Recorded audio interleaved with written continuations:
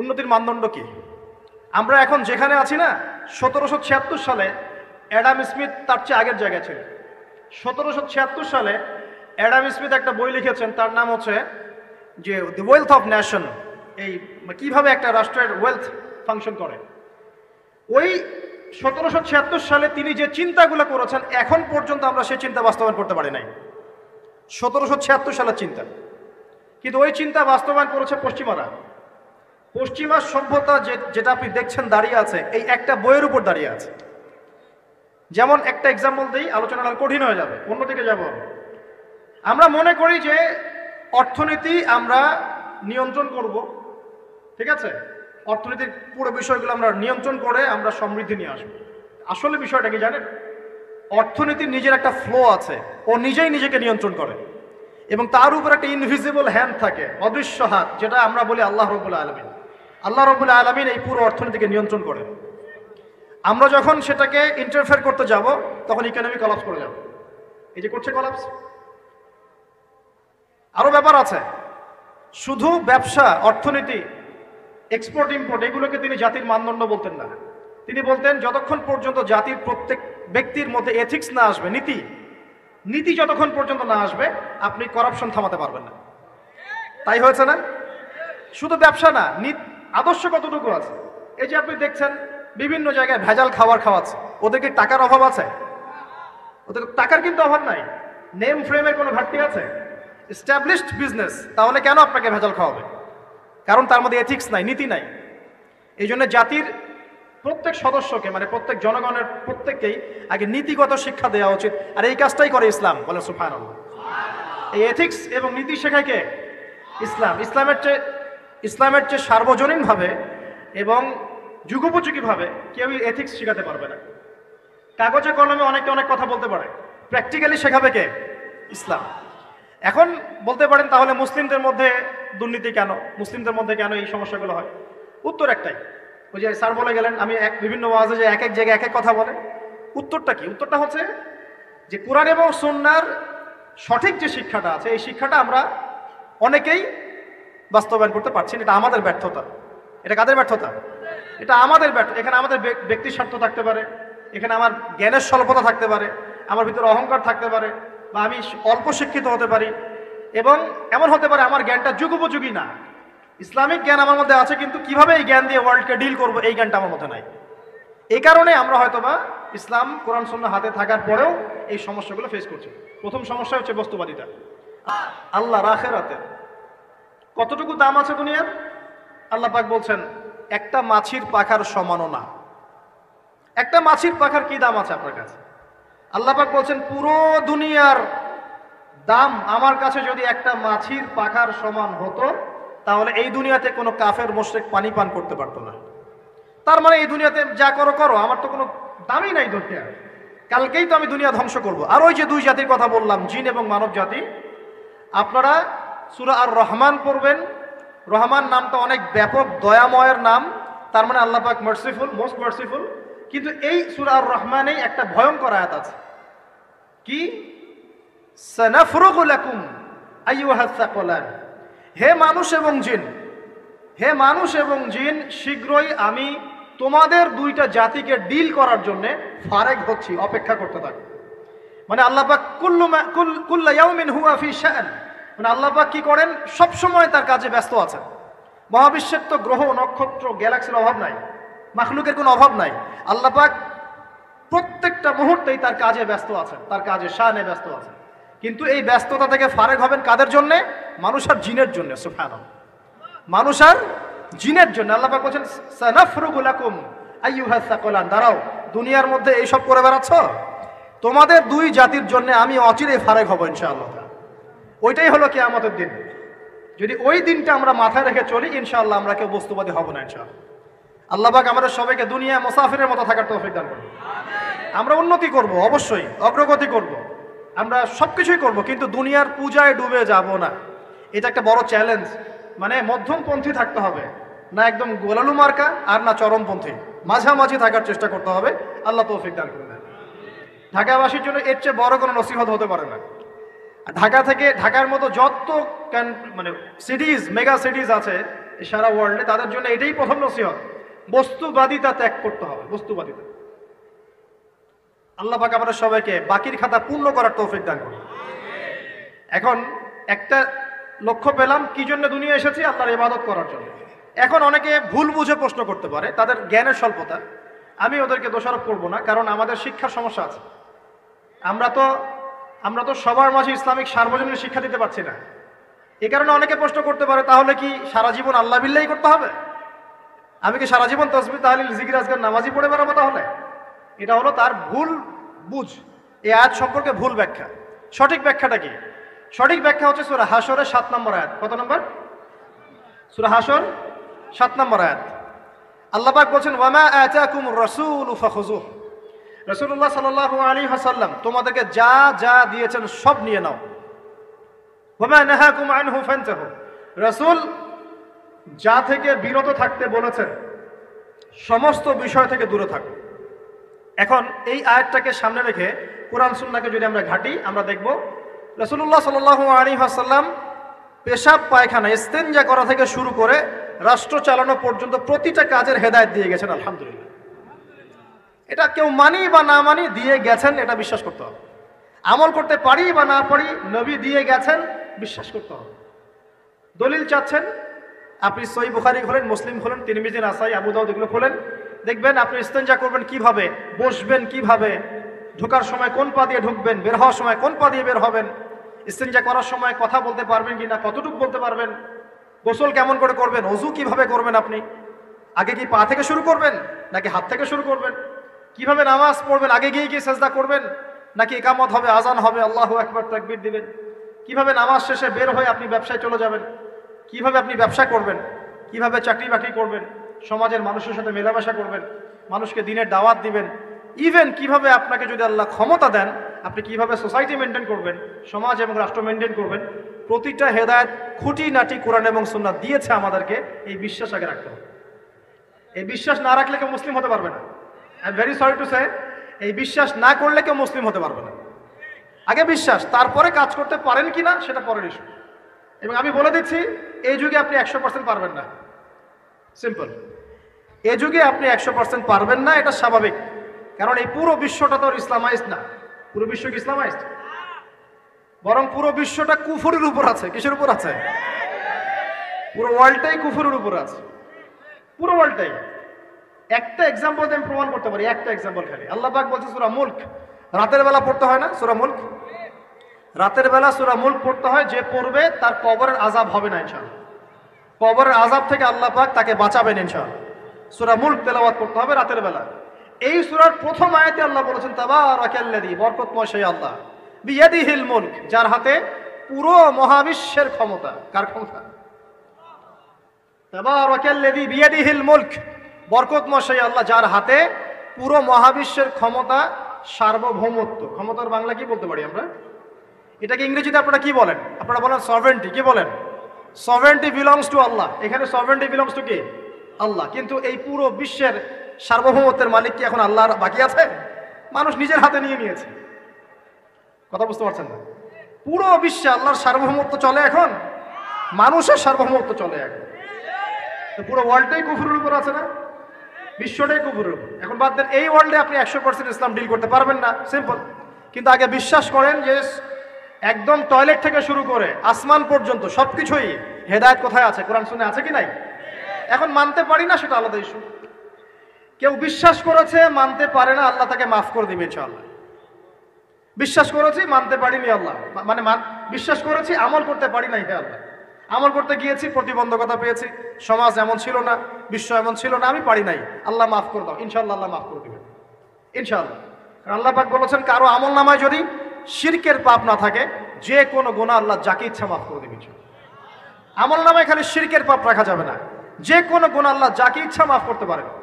বুঝাচ্ছি, মনে করেন একজন জেনা করেছেন, আল্লাহ মাফ করুক। ওই জেনাকার ব্যক্তি যদি বিনা তওবাতেও মারা যায়, তওবা করে নাই, বিনা তওবাতেও মারা যায়, কাল কিয়ামতের মাঠে আল্লাহ পাক তাকেও মাফ করতে পারেন। আল্লাহু আকবার। কিন্তু একজন ব্যক্তি শিরক করেছে, তওবা না করে মারা গেছে, আল্লাহ তাকে মাফ করবে। এখন শিরকের পাপ ছাড়া যে কোনো পাপ আল্লাহ মাফ করবেন ইনশাআল্লাহ। সো আগে আকীদা পোষণ করি যে হ্যাঁ, কোরআন সুন্নাহয় সব কিছুর সমাধান আছে আলহামদুলিল্লাহ। এখন আমি আমল করতে গিয়ে হয়তো পারছি না। এখন আমার বিশ্বাস চলমান বিশ্বের সাথে সাংঘর্ষিক হচ্ছে, এবং এই বিশ্বাসকে দমিয়ে দেওয়ার জন্যে কি করা হচ্ছে? এই বস্তুবাদিতার মতো আদর্শগুলো আপনার সামনে তোলা হচ্ছে। এখানে উত্তরটা কি? এখানে উত্তরটা হচ্ছে, দেখুন, ইবাদত মানে শুধুমাত্র নামাজ, রোজা, হজ, জাকাত নয়। ইবাদত মানে শুধুমাত্র নামাজ, রোজা, হজ, জাকাত নয়, বরং আমার জীবনের প্রতিটা সেক্টরই ইবাদত বলে কাউন্ট হবে যদি আমি সেই কাজটাকে নবীর সুন্নত অনুযায়ী করতে পারি। আমার কথা কি বুঝতে পারছেন? এই হলো ব্যাখ্যা, ওয়ামা খালাকতুল জিন্না ওয়াল ইনসা ইল্লা লিয়াবুদুন। আমি জিন আর মানুষকে শুধু আমার ইবাদত করার জন্যই সৃষ্টি করেছি। আপনার ইস্তেনজা করাটা ইবাদত। সুবহানাল্লাহ। আমার ইস্তেনজা করা কার প্রয়োজন? আমার না ইসলামের, না আল্লাহ পাকের? নাউজুবিল্লাহ। ইস্তেনজা কার জন্য করি? আমার প্রয়োজন। আমাকে এখন ইস্তেনজা করতে হবে, কষ্ট দিচ্ছে আমাকে। খাবার খাবেন, কার জন্য খাচ্ছেন? আমার জন্য নয় কি? আমার জন্য। আপনি ব্যবসা করছেন, কার জন্য? আমার জন্য, আমার স্ত্রী সন্তান, আমার পরিবারের জন্য। আপনি সমাজ চালাচ্ছেন কার জন্য? আপনার জনগণের জন্য। এখানে স্বার্থ কার? মানুষের না আল্লাহ? আমার স্বার্থে আমি এই সব কাজগুলো করব, নবীর সুন্নাহ অনুযায়ী করব, তাহলে দুনিয়াবি কাজগুলোতেও আল্লাহ পাক নেকি দিয়ে দিবেন ইনশাআল্লাহ। কেমন দুনিয়াবি কাজ? স্ত্রী সহবাস করা, স্ত্রীর সাথে ভালোবাসা, প্রণয় বিনিময় করা। আপনি স্ত্রীর দিকে তাকিয়েছেন, নেকি হয়েছে। স্ত্রীর হাতটা ধরেছেন, নেকি হয়েছে। স্ত্রীকে আদর করেছেন, নেকি হয়েছে। তার মুখের মধ্যে ভাত তুলে দিয়েছেন, নেকি হয়েছে। আপনার ছেলেকে আদর করে কোলে নিয়েছেন, নেকি হয়েছে। মা ছেলেকে দুধ পান করাচ্ছে, নেকি হচ্ছে। আপনি ভাইকে 5টা টাকা দিয়ে সহযোগিতা করলেন, নেকি হচ্ছে। একজন এসে বসতে পারছে না, জায়গা ছেড়ে দিলেন, নেকি হচ্ছে। ইভেন রাস্তায় হাঁটছেন, এক মুসলিম ভাইয়ের সাথে সাক্ষাৎ হলো, সালাম দিলেন, মুচকি হাসি দিলেন, নেকি হয়ে গেল। তাহলে আমরা কিভাবে বলতে পারি যে ইসলাম কি শুধু নামাজ, রোজা, হজ, জাকাতকেই স্বীকৃতি দেয়? এগুলো করতেই দুনিয়াতে আসছি, নাকি সব কাজই ইবাদত? আমার আলোচনা কি কঠিন হয়ে যাচ্ছে? আমাদের জীবনের প্রতিটা কাজই ইবাদত, যদি সেটা রাসূল সাল্লাল্লাহু আলাইহি ওয়াসাল্লামের সুন্নাহ মতো করা হয়। 3টা জিনিস খেয়াল রাখতে হবে। কয়টা জিনিস ভাই? এক, সেই ইবাদত হতে হবে আল্লাহর সন্তুষ্টির জন্য। এই যে আমি স্ত্রীর মুখে ভাত তুলে দিচ্ছি, তার কাছ থেকে কিছু পাওয়ার আশায় নয়, আমি দিচ্ছি আল্লাহর সন্তুষ্টির জন্য। আমি যে একজন মুসলিম ভাইকে হাসি মুখে সাক্ষাৎ করলাম, ও আমাকে ভালো বলবে, পরে আমাকে হেল্প করবে, এমন এই জন্য নয়, আল্লাহ পাক সন্তুষ্ট হবেন তাই। আমি নামাজে দাঁড়িয়েছি, লোকে আমাকে ভালো বলবে এই জন্য দাঁড়াই নাই। দাঁড়িয়েছি কেন? যাতে আল্লাহ আমাকে কালকে আমাদের মাঠে বাঁচান। আমি দাড়ি ছেড়ে দিয়েছি কেন? মানুষ আমাকে হুজুর বলবে তাই, এই জন্য নয়, বরং আল্লাহর রাসূলের সুন্নাত জীবিত করেছি। ইনশাআল্লাহ আমি 50 জন শহীদ সাহাবীর নেকি পাবো ইনশাআল্লাহ। কেন আমি টাকনুর নিচে কাপড় পরছি না? কারণ কি মানুষ আমাকে বলবে নতুন ফ্যাশন? না, আমি এই কারণে পড়ছি যাতে রাসূল সাল্লাল্লাহু আলাইহি ওয়াসাল্লাম কালকে আমাদের মাঠে এই সুন্নাহর উপর আমল করার জন্য আমার পক্ষে সুপারিশ করেন। আমার ইবাদত, আমার পর্দা, আমার পরিবার, আমার ব্যবসা, আমার অর্থনীতি, আমার পলিটিক্স, সবকিছু আল্লাহর জন্য করব। এই একটা হলো মূলনীতি ইবাদত কবুল হওয়ার। 1, 2, সেই আমলটা হতে হবে রাসূলের সুন্নাহ মোতাবেক, অন্য কোনো পদ্ধতিতে নয়। মনে করেন আমি একজন খুব বড় বুজুর্গ হয়ে গেছি, নাউজুবিল্লাহ। না, আমরা এত বড় বুজুর্গ হয়ে যাই নাই। যে টাইটেলগুলো আপনারা দেন, এগুলোর কোনো প্রয়োজনও নাই। এখন একজন বড় বুজুর্গ এসে যদি আপনাকে কোনো ইবাদতের পদ্ধতি শিখিয়ে দেয়, এই পদ্ধতিতে ইবাদত করো, অনেক ভালো হবে, কিন্তু ওই পদ্ধতির সাথে রাসূলের এবং সাহাবীদের পদ্ধতির কোনো মিল নাই।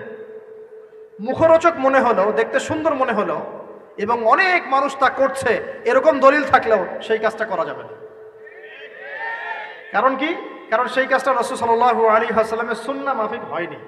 আল্লাহ রাসূল করেন নাই, সাহাবীরা করেন নাই, বাস আমি করব না, সিম্পল। ইমামরাও করেন নাই, পরবর্তী জেনারেশনে কেউই করেন নাই। এখন যত ভালো টাটকা মজা লাগুক, দেখতে সুন্দর লাগুক, বহু মানুষ করছে, এইসব দলিলে ইসলাম টিকবে না। আল্লাহ পাক বোঝার তৌফিক দান করুন।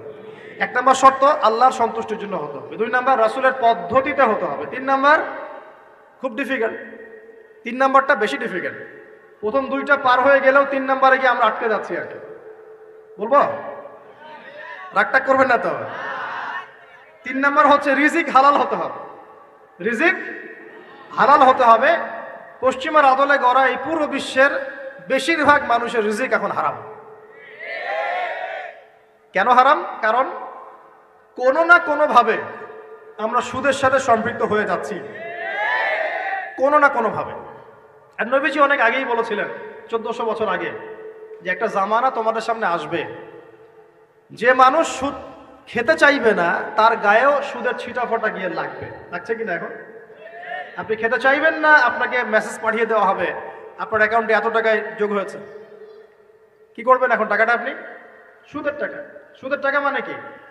এক দিরহাম যে ব্যক্তি সুদ খেয়েছে সে যেন 36টা মেয়ের সাথে জেনার পাপ করেছে। সহি বুখারী হাদিস, একদম অকাট্য, সহি সনদ সহি, এমন না জয়ীফ জাল, এমন নয়। এক দিরহাম যে ব্যক্তি সুদ খেয়েছে সে যেন 36 বার জেনা করলো, নবী সাল্লাল্লাহু আলাইহি ওয়াসাল্লাম বলেছেন। আর এই হাদিস তো আপনারা জানেন যে সুদের পাপের 73টা শাখা আছে। নিচের শাখা হচ্ছে মায়ের সাথে জেনা করা, মাকে বিয়ে করা, আর উপরের শাখা হচ্ছে আল্লাহ এবং তার রাসূলের সাথে যুদ্ধ করা। এগুলো অবলীলায় করছি আমরা। আর নবীজি বলছেন 4 শ্রেণীকে আমি অভিশাপ দিয়ে গেলাম। আল্লাহর নবী অভিশাপ দিয়ে গেলেন মানে সে জাহান্নামে যাবে, কোনো অবস্থাতেই জান্নাতে যাবে না।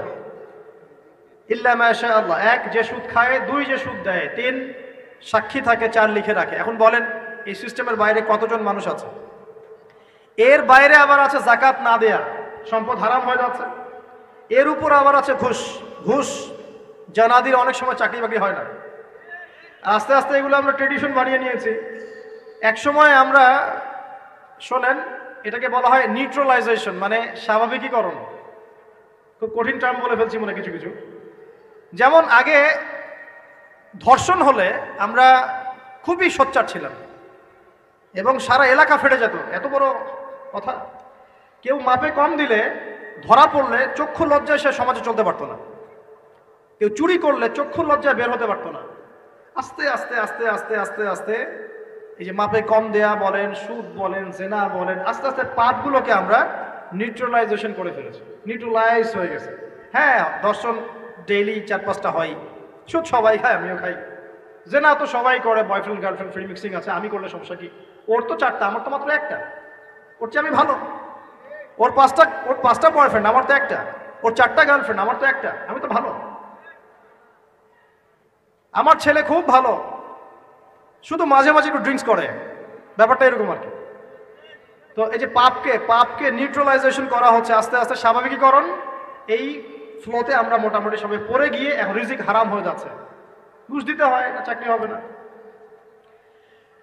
আবার দেখেন, জাকাত না দেওয়ার মধ্য দিয়ে রিজিক হারাম করে ফেলছি, সুদ খাওয়ার মধ্য দিয়ে করছি, ঘুষ নেওয়ার মধ্য দিয়ে করছি, কোনো কোনো ক্ষেত্রে করাপশন, অন্যের সম্পদ আত্মসাতের মধ্য দিয়ে করছি। এর বাইরে যারা ব্যবসা করছি, আমরা যে দুধে দেওয়া তুলসী পাতা এমনও নয়, কোনো কোনো সময় মাপে কম দিচ্ছি। এই যে টাটকা জিনিস বলে ভেজাল খাওয়াচ্ছি, 3 দিনের বাসি তেল দিয়ে ইফতার রান্না করে খাওয়াই দিবে, বলবে একদম টাটকা জিনিস। রমজান মাস আসছে সামনে না, কত যে মানুষ বের হবে যারা তারাবির নামাজ পড়বে, একদম 20 রাকাত, ওখানে রাকাত দিয়ে ঝগড়া হবে। ঠিক ওরাই যখন দেখবেন বিকালে দুপুরে ইফতার বিক্রি করবে, বিভিন্ন পণ্য বিক্রি করবে, দেখবেন যে দুনিয়ার বাসি পচা আপনাকে খাওয়াই দিবে।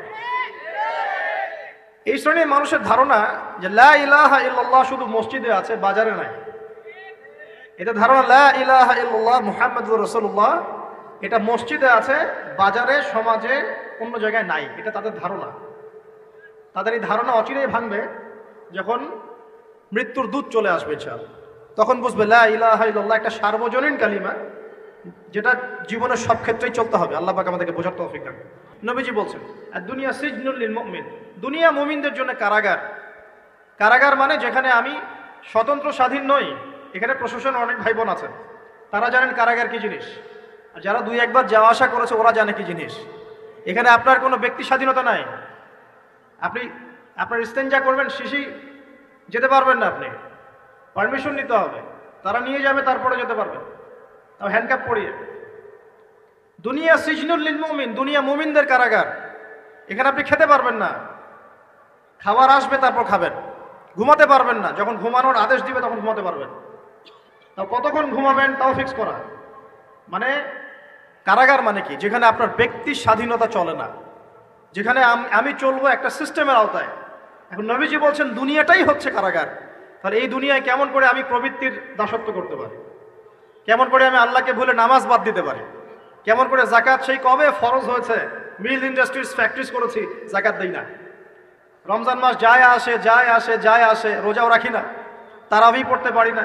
কোরআন আমার সামনে মানুষ তেলাওয়াত করে, কোরআন আমার ঘরে পড়ে আছে, শেলফের উপরে ধুলাও আছে, শেলফের উপরে কোরআন ধুলাওয়ালা, ধুলো মাখা।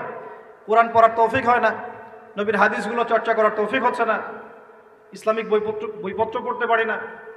এই কারাগারের জীবনে বসি আমি একটা মেয়ের পিছনে দৌড়াচ্ছি, মাদক খাচ্ছি, জেনা করছি, কোনো সময় ধর্ষণ করছি, কোনো সময় সুদ খাচ্ছি, ঘুষ খাচ্ছি, দুর্নীতি করছি, এই কারাগারের জীবনে বসে, যেখানে আমার কোনো ব্যক্তি স্বাধীনতা নাই। তাহলে কারাগারের জীবনের মেয়াদ যখন শেষ হবে, যখন তাকে এখান থেকে বের করে নিয়ে আসা হবে, অর্থাৎ মৃত্যু, তখন তার সাথে কিরকম রিমান্ডে আচরণ করা হবে এটা ভালো করে বুঝে নেন। এখন নবীজি বলছেন, আদ-দুনিয়া সিজনুল লিল মুমিন ওয়াল জান্নাতু লিল কাফির। কাফেরদের জন্য, মুশরিকদের জন্য এই দুনিয়াটা হচ্ছে জান্নাত। জান্নাত মানে কি? যা ইচ্ছা তাই করতে পারবেন। জান্নাত মানে কি? আপনি চাচ্ছেন, আল্লাহ আমি এখন একটা খামর চাই, শরাব আপনার সামনে হাজির, চিন্তা করার সাথে সাথে। জান্নাত মানে কি?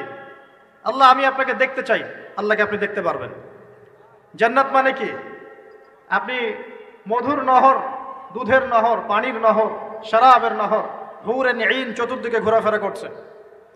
একজন নিম্নমানের জান্নাতি, মানে সবচেয়ে শেষের দিকে যারা জান্নাতে যাবে, তাদের সাথেই দুজন করে হুরুন ঈন, আহাল পরিবার তো আছেই, গিলমান পানপাত্র নিয়ে চারপাশে ঘোরাফেরা করবে। জান্নাত মানে কি? যেখানে যা ইচ্ছা তাই করা যাবে, বলার কেউ নাই, বাধা দেওয়ার কেউ নাই, সেখানে কোনো মৃত্যু নাই, সেখানে কোনো অহেতুক কথাবার্তাও নাই, কোনো গাল গল্প নাই, কোনো মিথ্যা নাই, কষ্টের ক্লেশ মাত্র নাই, থুতু ফেলতে হবে না। জান্নাত মানে থুতু ফেলতে হবে না। জান্নাত মানে হাঁচি হবে না, নাক ঝাড়তে হবে না। জান্নাত মানে ইস্তেঞ্জা, পেশাব পায়খানা করার টেনশন নাই। মানুষ খাবার খাবে, একটা ঢেকুর তুলবে, ব্যাস খাবার হজম হয়ে গেছে। আর জান্নাতের সবচেয়ে বড় বিষয়টা কি? আল্লাহ পাককে আমরা এই চোখ দিয়ে দেখতে পারবো ইনশাআল্লাহ। আর তার সমকক্ষ একটা বিষয় হচ্ছে, আল্লাহ পাক বলে দিবেন যে আমি তোমাদের সবার উপর সন্তুষ্ট হয়ে গেলাম, যাও কোনোদিন অসন্তুষ্ট হও। ব্যাস। এখন আপনি যত কিছুই করেন এই বস্তুবাদী জীবনে, মনে একটা ভয় থেকে যাবে। আপনি বিশ্ব নেতা হয়েছেন, বড় শিল্পপতি হয়েছেন, পলিটিশিয়ান হয়েছেন, ইকোনমিস্ট হয়েছেন, মনে একটা ভয় থেকে যাবে যে মরতে আমাকে হবেই, আল্লাহ আমাকে ধরবেই, হিসেব আমাকে দেওয়া লাগবেই, কবরে আমাকে একাই যাওয়া লাগবেই, আমাকে কিয়ামতের মাঠে দাঁড়াতে হবে আল্লাহর সামনে। মনে একটা ভয় কাজ করে, যদিও বাইরে মানুষ দেখায় যে কোনো ভয় নাই। মানুষ বাইরে অভিনয় করে, মানুষ সমাজের মানুষের সাথে বাইরে একটা অভিনয় করে। কোনো ক্ষেত্রে আমরা নিজেরাই নিজেদের সাথে অভিনয় করি। কথা সাহিত্যিক হুমায়ুন আহমেদের নাম শুনেছেন? ইন্তেকাল করেছেন। একটা সময় ছিল আমরা স্কুলে পড়তাম, কলেজে পড়তাম, মাঝে মাঝে টুকটাক এ ধরনের বইপত্র পড়া হয়েছে, হিমু, মিসির আলী এইসব পড়া হয়েছে আর কি। শরৎচন্দ্র, বঙ্কিমচন্দ্র, রবীন্দ্রনাথ, নজরুলের কবিতাগুলো, ইভেন শেক্সপিয়ার, অ্যাডাম স্মিথ সহ, যিনি অর্থনীতির জনক। যাই হোক, তিনি তার বইয়ের মধ্যে লিখেছিলেন যে এই পুরো দুনিয়াটা হচ্ছে অভিনয়ের মঞ্চ। কথা সাহিত্যিক তিনি বলছেন তার মতো করে, এই পুরো দুনিয়াটাই অভিনয়ের মঞ্চ, আর আমরা সবাই নিজ নিজ জায়গায় অন্যের সাথে অভিনয় করছি। কোনো ক্ষেত্রে আমরা নিজেদের সাথে অভিনয় করছি। তিনি বলছিলেন আমরা সবাই অভিনেতা, আর সবচেয়ে বড় অভিনেতা হচ্ছে পলিটিশিয়ানরা, কারণ তাদেরকে অনেক বড় মঞ্চে অভিনয় করতে হয়। এটা আমার কথা না, হুমায়ুন আহমেদের কথা, পড়ে দেখেন তো। আল্লাহ পাক পাঠিয়েছেন তার ইবাদত করতে, আর এই বস্তুবাদী জগৎ আমাদেরকে ভুলিয়ে দিল কিভাবে? কয়েকটা প্রলোভন দিল। প্রথম প্রলোভন হচ্ছে টাকা, তারপরে জীবনে কি করব, প্রতিষ্ঠিত হওয়ার চিন্তা, তারপরে চাই আরো চাই, এই একটা আকীদা দর্শন, তারপরে আমার স্ত্রী সন্তান আহাল পরিবারের কি হবে, আর আরেকটা দর্শন আছে, এটাকে বলে চারবাক দর্শন। এবং দুঃখের সাথে বলতে হয়, আমাদের রবীন্দ্রনাথ ঠাকুর কিন্তু এই দর্শনের মানুষ ছিলেন। চারবাক কিরকম? তার কবিতা পড়লে দেখবেন লিখে আছে, দুহাতে যা পাও হাত পেতে নাও, দুহাতে যা পাও হাত পেতে নাও, বাকির খাতা শূন্য থাক, বাকির খাতা শূন্য থাক। ঠিক চারবাক দর্শন, এটা ফিলোসফি পড়েছেন, এখানে অনেক টিচারও আছেন আমি জানি, তারা এই কথাগুলো বুঝবেন। 4 ভাগ দর্শন কেমন? ঋণ করে ঘি খাও, ঋণ করে ঘি খাও, যতদিন বাঁচবে সুখে বাঁচবে, এটা হলো 4 ভাগ দর্শন। তো দুহাতে যা পাও হাত পেতে নাও, বাকির খাতা শূন্য থাক, মিল আছে না? ঋণ করে হলেও ঘি খান, যেভাবে হোক ঘি খান আপনি, মানে ঋণ করে হলেও ঘি খান, যতদিন বাঁচবেন সুখে বাঁচবেন। তাহলে এই দর্শনগুলো বস্তুবাদী না? বুঝতে পারছেন কিনা? ম্যাটেরিয়ালিজম, বস্তুবাদিতা, মানে আপনি চোখের সামনে যা দেখছেন এই দুনিয়া, যেভাবে হোক অর্জন করে নেন, বাকির খাতা শূন্য থাক। ইসলামিক কনসেপ্ট এ টোটাল ডিফারেন্ট কনসেপ্ট। ইসলামের ঈমান, আকীদা, ইসলাম, পরকাল, মুহাম্মদ সাল্লাল্লাহু আলাইহি ওয়াসাল্লামের আদর্শ সম্পূর্ণ ডিফারেন্ট। আমরা বলি কি, এই দুনিয়াতে আমরা মুসাফির, দুনিয়াতে আমরা কি মুসাফির, কে কতদিন থাকবো কোনো ঠিক নাই। নবীজি বলছেন, হে আব্দুল্লাহ বিন ওমর, তুমি দুনিয়াতে মুসাফিরের মতো থাকো, সকালবেলা উঠলে সন্ধ্যার অপেক্ষা করো না, সন্ধ্যাবেলা হলে সকালের অপেক্ষা করো। দর্শনের মধ্যে কত পার্থক্য না, আকাশ পাতাল পার্থক্য না? এখন যদি এই বস্তুবাদী দর্শন দিয়ে আপনি চলাফেরা করেন, তাহলে তো আপনার লাইফের অ্যাম্বিশন হবে একটা ফ্ল্যাট, আর ওটা এনি হাও আপনাকে অ্যাচিভ করতে হবে, legal way or illegal way, আপনাকে অ্যাচিভ করতেই হবে, অ্যাচিভ করতেই হবে, যেহেতু আপনার মোটিভটা হচ্ছে ম্যাটেরিয়ালিজম, বস্তুবাদিতা। আর নবী সাল্লাল্লাহু আলাইহি ওয়াসাল্লাম কি বলছেন, সকালে ঘুম থেকে উঠলে সন্ধ্যার অপেক্ষা করো না, সন্ধ্যাবেলায় থাকলে সকালের অপেক্ষা করো না। তুমি দুনিয়াতে মুসাফিরের মতো থাকো, তোমার যতটুকুতে দুনিয়া চলে যায় এতটুকুতে সন্তুষ্ট থাকো। নবীজি আরো বলছেন, তুমি কখনো উপরের দিকে চোখ দিয়ে হেঁটো না, রাস্তায় যখন হাঁটবে উপরের দিকে দেখো না, লা তানজুরু ইলা মান হুয়া আসফালা মিনকুম। আবার বলছি, নবীজি বলছেন, তোমরা হাঁটবে যখন, রাস্তায় চলাফেরা করবে, তোমাদের উপরের দিকে দেখবে না যে তোমাদের উপরে কারা আছে, অলওয়েজ দেখবা তোমাদের নিচে কারা আছে, তোমাদের চেয়ে খারাপ কারা আছে। এক ভাইকে আপনি দেখবেন আপনি সুস্থ, তার হাত নাই। আরেক ভাইকে দেখবেন আপনি সুস্থ, তার চোখ নাই। এক ভাইয়ের পা প্যারালাইজড হয়ে গেছে, এক ভাইয়ের বডি প্যারালাইজড, একজন হার্টের রোগী, একজন ডায়াবেটিসের রোগী। আপনি সুস্থ আছেন, অথচ ওই ব্যক্তির অনেক টাকা পয়সা আছে, আপনার নাই। এখানে কে ধনী বলেন দেখি, আপনি না সে? আপনার সুস্থতা আছে। আরেক ভাইয়ের অনেক বড় বড় ফ্ল্যাটস, কিন্তু আপনার এতটুকু নাই, ছোট্ট একটা বাসা। আপনার কষ্ট লাগে, আমারও যদি এমন হতো। ওই বাসায় গিয়ে দেখলেন যে ইন্টারনালি সে ব্যক্তি সুখে নাই, তার পরিবারে অশান্তি, তার পরিবারে হৃদ্যতা, ভালোবাসার বন্ধন নাই, আপনার পরিবারে আছে। একটা রিক্সাওয়ালা সারাদিন রিক্সা চালিয়ে 500-1000 টাকা আর্ন করে বাসায় চলে গেল, গিয়ে বাসা আলু ভর্তা, ডিম ভাজা, ডাল দিয়ে ভাত খাচ্ছে, সুখে আছে দিব্যি, বউয়ের সাথে গল্প করছে, চাঁদ দেখছে।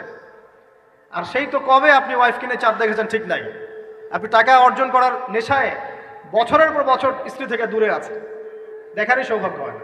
যখন আমরা আল্লাহকে পাবো, আল্লাহ পাকের ইবাদতের মধ্য দিয়ে, রাসূলের সুন্নতের মধ্য দিয়ে অল্পে তুষ্ট থাকতে পারবো, যা আছে এতে শুকরিয়া আদায় করব, আপনার চেয়ে সুখী মানুষ দুনিয়াতে কেউ নাই, কেউ নাই দুনিয়াতে। কিন্তু বস্তুবাদিতা আপনাকে এই আকীদা ও আদর্শ থেকে সম্পূর্ণ ডিমোটিভেট করে দেবে।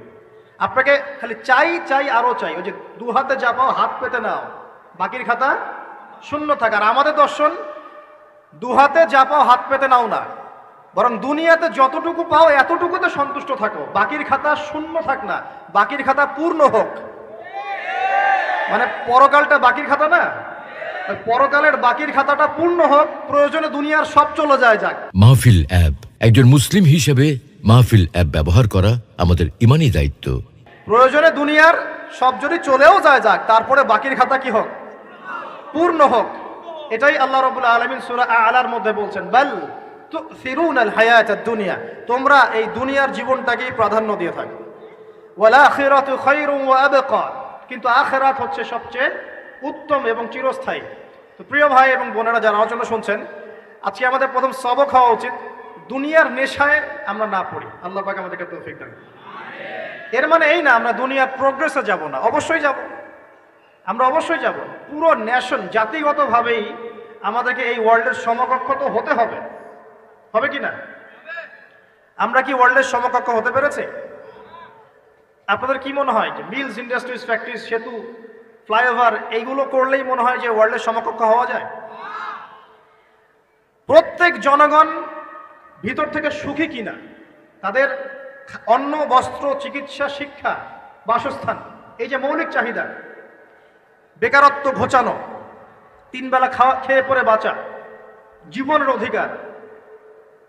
অধিকার, সিকিউরিটি, এই জিনিসগুলো আমাদের নিশ্চিত হচ্ছে কিনা, এটা হচ্ছে আপনার উন্নতির মানদণ্ড। উন্নতির মানদণ্ড কি? আমরা এখন যেখানে আছি না, 1776 সালে অ্যাডাম স্মিথ তার চেয়ে আগের জায়গায় ছিল। 1776 সালে অ্যাডাম স্মিথ একটা বই লিখেছেন, তার নাম হচ্ছে যে দ্য ওয়েলথ অফ নেশন, এই কিভাবে একটা রাষ্ট্রের ওয়েলথ ফাংশন করে। ওই 1776 সালে তিনি যে চিন্তাগুলো করেছেন, এখন পর্যন্ত আমরা সেই চিন্তা বাস্তবায়ন করতে পারি নাই। 1776 সালের চিন্তা, কিন্তু ওই চিন্তা বাস্তবায়ন করেছে পশ্চিমারা। পশ্চিমা সভ্যতা যেটা আপনি দেখছেন দাঁড়িয়ে আছে, এই একটা বইয়ের উপর দাঁড়িয়ে আছে। যেমন একটা এক্সাম্পল দিই, আলোচনাটা কঠিন হয়ে যাবে, অন্যদিকে যাব। আমরা মনে করি যে অর্থনীতি আমরা নিয়ন্ত্রণ করব, ঠিক আছে, অর্থনীতির পুরো বিষয়গুলো আমরা নিয়ন্ত্রণ করে আমরা সমৃদ্ধি নিয়ে আসবো। আসলে বিষয়টা কি জানেন? অর্থনীতির নিজের একটা ফ্লো আছে, ও নিজেই নিজেকে নিয়ন্ত্রণ করে, এবং তার উপর একটা ইনভিজিবল হ্যান্ড থাকে, অদৃশ্য হাত, যেটা আমরা বলি আল্লাহ রাব্বুল আলামিন। আল্লাহ রাব্বুল আলামিন এই পুরো অর্থনীতিকে নিয়ন্ত্রণ করেন। আমরা যখন সেটাকে ইন্টারফেয়ার করতে যাব, তখন ইকোনমি কলাপস করে যাবে। এই যে করছে কলাপস। আরো ব্যাপার আছে, শুধু ব্যবসা, অর্থনীতি, এক্সপোর্ট ইম্পোর্ট, এগুলোকে তিনি জাতির মানদণ্ড বলতেন না। তিনি বলতেন যতক্ষণ পর্যন্ত জাতির প্রত্যেক ব্যক্তির মধ্যে এথিক্স না আসবে, নীতি যতক্ষণ পর্যন্ত না আসবে, আপনি করাপশন থামাতে পারবেন না। তাই হয়েছে না? শুধু ব্যবসা না, আদর্শ কতটুকু আছে? এই যে আপনি দেখছেন বিভিন্ন জায়গায় ভেজাল খাবার খাওয়াচ্ছে, ওদেরকে টাকার অভাব আছে? ওদের টাকার কিন্তু অভাব নাই। নেম ফ্রেমের কোনো ঘাটতি আছে? এস্টাবলিশড বিজনেস, তাহলে কেন আপনাকে ভেজাল খাওয়াবে? কারণ তার মধ্যে এথিক্স নাই, নীতি নাই। এই জন্য জাতির প্রত্যেক সদস্যকে, মানে প্রত্যেক জনগণের প্রত্যেককেই আগে নীতিগত শিক্ষা দেওয়া উচিত। আর এই কাজটাই করে ইসলাম, বলে সুবহানাল্লাহ। এই এথিক্স এবং নীতি শেখায় কে? ইসলাম। ইসলামের চেয়ে সার্বজনীনভাবে এবং যুগোপযোগীভাবে কেউই এথিক্স শেখাতে পারবে না। কাগজে কলমে অনেকে অনেক কথা বলতে পারে, প্র্যাকটিক্যালি শেখাবে কে? ইসলাম। এখন বলতে পারেন তাহলে মুসলিমদের মধ্যে দুর্নীতি কেন, মুসলিমদের মধ্যে কেন এই সমস্যাগুলো হয়? উত্তর একটাই, ওই যে স্যার বলে গেলেন, আমি বিভিন্ন ওয়াজে যে এক এক জায়গায় এক এক কথা বলে। উত্তরটা কি? উত্তরটা হচ্ছে যে কোরআন এবং সুন্নাহর সঠিক যে শিক্ষাটা আছে, এই শিক্ষাটা আমরা অনেকেই বাস্তবায়ন করতে পারছি না। এটা আমাদের ব্যর্থতা। এটা কাদের ব্যর্থতা? এটা আমাদের ব্যর্থতা। এখানে আমাদের ব্যক্তির স্বার্থ থাকতে পারে, এখানে আমার জ্ঞানের স্বল্পতা থাকতে পারে, আমার ভিতরে অহংকার থাকতে পারে, বা আমি অল্প শিক্ষিত হতে পারি, এবং এমন হতে পারে আমার জ্ঞানটা যুগোপযোগী না। ইসলামিক জ্ঞান আমার মধ্যে আছে, কিন্তু কিভাবে এই জ্ঞান দিয়ে ওয়ার্ল্ডকে ডিল করবো, এই জ্ঞানটা আমার মধ্যে নাই। এই কারণে আমরা হয়তোবা ইসলাম, কোরআন সুন্নাহ হাতে থাকার পরেও এই সমস্যাগুলো ফেস করছি। প্রথম সমস্যা হচ্ছে বস্তুবাদিতা। আল্লাহর আখিরাতে কতটুকু দাম আছে দুনিয়ার? আল্লাহ পাক বলছেন একটা মাছির পাখার সমানও না। একটা মাছির পাখার কি দাম আছে আপনার কাছে? আল্লাহ পাক বলছেন পুরো দুনিয়ার দাম আমার কাছে যদি একটা মাছির পাখার সমান হতো, তাহলে এই দুনিয়াতে কোনো কাফের মুশরিক পানি পান করতে পারতো না। তার মানে এই দুনিয়াতে যা করো করো, আমার তো কোনো দামই নাই দুনিয়া। কালকেই তো আমি দুনিয়া ধ্বংস করব। আর ওই যে দুই জাতির কথা বললাম, জিন এবং মানব জাতি, আপনারা সূরা আর রহমান পড়বেন। রহমান নামটা অনেক ব্যাপক, দয়াময়ের নাম, তার মানে আল্লাহ পাক মার্সিফুল, মোস্ট মার্সিফুল। কিন্তু এই সূরা আর রহমানেই একটা ভয়ঙ্কর আয়াত আছে, কি? সানাফরুগু লাকুম আইয়ুহাস সাকলান। হে মানুষ এবং জিন, হে মানুষ এবং জিন, শীঘ্রই আমি তোমাদের দুইটা জাতিকে ডিল করার জন্য ফারেক হচ্ছি, অপেক্ষা করতে থাকো। মানে আল্লাহ পাক কুল্লু ইয়াউমিন হুয়া ফি শাআন, মানে আল্লাহ পাক কি করেন? সব সময় তার কাজে ব্যস্ত আছেন। মহাবিশ্বের তো গ্রহ, নক্ষত্র, গ্যালাক্সির অভাব নাই, মাখলুকের কোনো অভাব নাই। আল্লাহ পাক প্রত্যেকটা মুহূর্তেই তার কাজে ব্যস্ত আছেন, তার কাজে শানে ব্যস্ত আছেন। কিন্তু এই ব্যস্ততা থেকে ফারেক হবেন কাদের জন্য? মানুষ আর জিনের জন্য। সুবহানাল্লাহ, মানুষ আর জিনের জন্য। আল্লাহ পাক বলেন সানাফরুগু লাকুম আইয়ুহাস সাকলান। দাঁড়াও, দুনিয়ার মধ্যে এইসব করে বেড়াচ্ছ, তোমাদের দুই জাতির জন্য আমি অচিরেই ফারেক হব ইনশাআল্লাহ। ওইটাই হলো কিয়ামতের দিন। যদি ওই দিনটা আমরা মাথায় রেখে চলি, ইনশাআল্লাহ আমরা কেউ বস্তুবাদী হব না ইনশাআল্লাহ। আল্লাহ পাক আমাদের সবাইকে দুনিয়া মুসাফিরের মতো থাকার তৌফিক দান করুন। আমরা উন্নতি করব, অবশ্যই অগ্রগতি করব। আমরা সব কিছুই করবো, কিন্তু দুনিয়ার পূজায় ডুবে যাব না। এটা একটা বড় চ্যালেঞ্জ। মানে মধ্যমপন্থী থাকতে হবে, না একদম গোলালু মার্কা আর না চরমপন্থী, মাঝামাঝি থাকার চেষ্টা করতে হবে। আল্লাহ তৌফিক দান করুন। ঢাকাবাসীর জন্য এর চেয়ে বড় কোনো নসিহত হতে পারে না। ঢাকা থেকে, ঢাকার মতো যত মানে সিটিজ, মেগা সিটিজ আছে সারা ওয়ার্ল্ডে, তাদের জন্য এটাই প্রথম নসিহত, বস্তুবাদিতা ত্যাগ করতে হবে। বস্তুবাদিতা। আল্লাহ পাক আমাদের সবাইকে বাকির খাতা পূর্ণ করার তৌফিক দান করুন। এখন একটা লক্ষ্য পেলাম, কি জন্য দুনিয়া এসেছি? আল্লাহর ইবাদত করার জন্য। এখন অনেকে ভুল বুঝে প্রশ্ন করতে পারে, তাদের জ্ঞানের স্বল্পতা। আমি ওদেরকে দোষারোপ করব না, কারণ আমাদের শিক্ষার সমস্যা আছে। আমরা তো সবার মাঝে ইসলামিক সার্বজনীন শিক্ষা দিতে পারছি না। এই কারণে অনেকে প্রশ্ন করতে পারে, তাহলে কি সারা জীবন আল্লাহ বিল্লাহি করতে হবে? আমি কি সারা জীবন তাসবিহ তাহলিল জিকির আজকার নামাজি পড়ে বেড়াবো? তাহলে এটা হলো তার ভুল বুঝ। এই আয়াত সম্পর্কে ভুল ব্যাখ্যা। সঠিক ব্যাখ্যাটা কি? সঠিক ব্যাখ্যা হচ্ছে সূরা হাশরের 7 নম্বর আয়াত। কত নম্বর? সূরা হাশর 7 নম্বর আয়াত। আল্লাহ পাক বলেন, ওয়ামা আতাকুমুর রাসূলু ফাখুযুহ। রাসূলুল্লাহ সাল্লাল্লাহু আলাইহি ওয়াসাল্লাম তোমাদেরকে যা যা দিয়েছেন সব নিয়ে নাও। ওয়ামা নাহাকুম আনহু ফান্তাহু।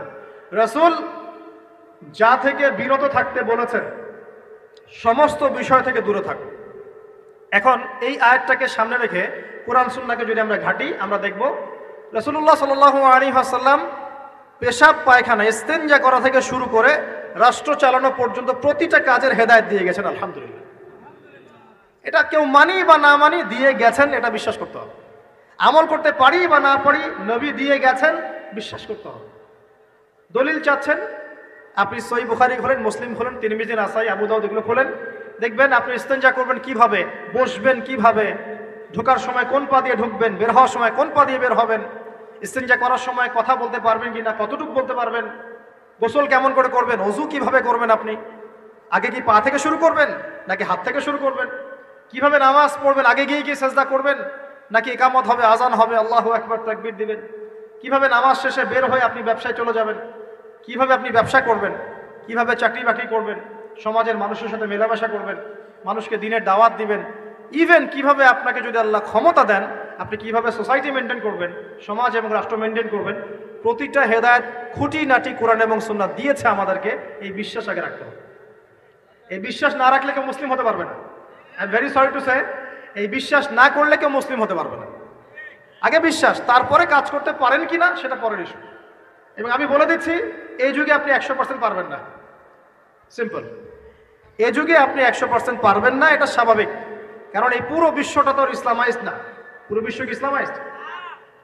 বরং পুরো বিশ্বটা কুফরের উপর আছে। কিসের উপর আছে? পুরো ওয়ার্ল্ডটাই কুফরের উপর আছে, পুরো ওয়ার্ল্ডটাই।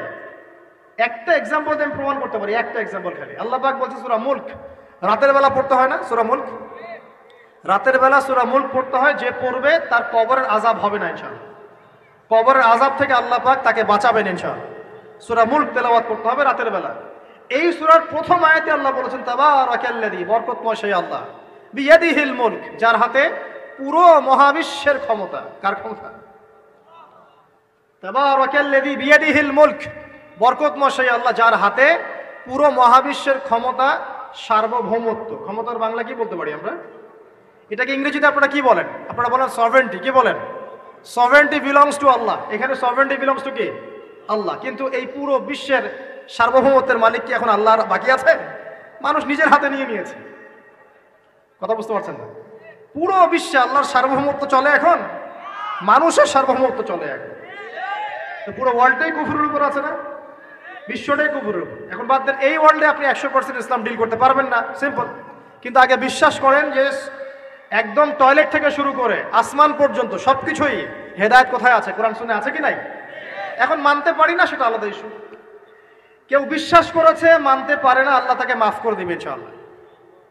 বিশ্বাস করেছি, মানতে পারিনি, আল্লাহ মানে বিশ্বাস করেছি, আমল করতে পারি নাই, হে আল্লাহ আমল করতে গিয়েছি, প্রতিবন্ধকতা পেয়েছি, সমাজ এমন ছিল না, বিশ্ব এমন ছিল না, আমি পারি নাই, আল্লাহ মাফ করে দাও। ইনশাআল্লাহ আল্লাহ মাফ করে দিবেন ইনশাআল্লাহ। আল্লাহ পাক বলেছেন, কারো আমল নামায় যদি শিরকের পাপ না থাকে, যে কোনো গুনাহ আল্লাহ যাকে ইচ্ছা মাফ করে দিবেন। আমল নামায় খালি শিরকের পাপ রাখা যাবে না, যে কোনো গুনাহ আল্লাহ যাকে ইচ্ছা মাফ করতে পারেন। বুঝাচ্ছি, মনে করেন একজন জেনা করেছে, আল্লাহ মাফ করুক, ওই জেনাকার ব্যক্তি যদি বিনা তওবাতেও মারা যায়, তওবা করে নাই, বিনা তওবাতেও মারা যায়, কাল কিয়ামতের মাঠে আল্লাহ পাক তাকেও মাফ করতে পারেন। আল্লাহু আকবার। কিন্তু একজন ব্যক্তি শিরক করেছে, তওবা না করে মারা গেছে, আল্লাহ তাকে মাফ করবে। এখন শিরকের পাপ ছাড়া যে কোনো পাপ আল্লাহ মাফ করবেন ইনশাআল্লাহ। সো আগে আকীদা পোষণ করি যে হ্যাঁ, কোরআন সুন্নাহয় সবকিছুর সমাধান আছে আলহামদুলিল্লাহ। এখন আমি আমল করতে গিয়ে হয়তো পারছি না। এখন আমার বিশ্বাস চলমান বিশ্বের সাথে সাংঘর্ষিক হচ্ছে, এবং এই বিশ্বাসকে দমিয়ে দেওয়ার জন্য কি করা হচ্ছে, এই বস্তুবাদিতার মতো আদর্শগুলো আপনার সামনে তোলা হচ্ছে। এখানে উত্তরটা কি? এখানে উত্তরটা হচ্ছে, দেখুন, ইবাদত মানে শুধুমাত্র নামাজ, রোজা, হজ, যাকাত নয়। ইবাদত মানে শুধুমাত্র নামাজ, রোজা, হজ, যাকাত নয়, বরং আমার জীবনের প্রতিটা সেক্টরই ইবাদত বলে কাউন্ট হবে যদি আমি সেই কাজটাকে নবীর সুন্নাত অনুযায়ী করতে পারি। আমার কথা কি বুঝতে পারছেন? এই হলো ব্যাখ্যা, ওয়া মা খালাকতুল জিন্না ওয়াল ইনসা ইল্লা লিয়াবুদুন। আমি জিন আর মানুষকে শুধু আমার ইবাদত করার জন্যই সৃষ্টি করেছি। আপনার ইস্তেনজা করাটা ইবাদত। সুবহানাল্লাহ। আমার ইস্তেনজা করা কার প্রয়োজন?